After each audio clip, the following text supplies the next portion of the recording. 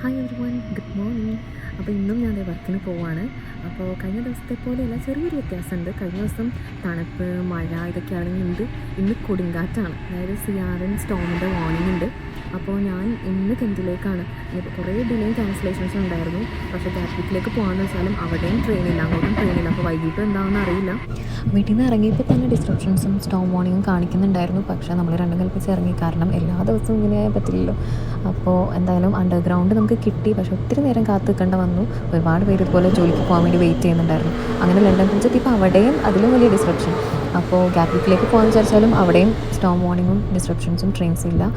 അവസാനം കെൻറ്റിലേക്ക് തന്നെ കാത്തിരുന്ന് നമുക്കൊരു ട്രെയിൻ കിട്ടി. അങ്ങനെ നമ്മൾ കെൻറ്റിലേക്ക് പോവാണ്. നമ്മളിപ്പോൾ എത്തുമെന്ന് വിചാരിച്ചിരുന്നപ്പോൾ അതാ ട്രെയിൻ കുറച്ച് നേരെ അതിൻ്റെ അടുത്തുള്ളൊരു സ്റ്റോപ്പിൽ ഇങ്ങനെ നിർത്തിയിട്ടേക്കണം. ഇന്നും എപ്പോഴെങ്കിലും എത്തുമായിരിക്കും. അപ്പോൾ എന്തായാലും പിന്നെ കാണാം. ബൈ.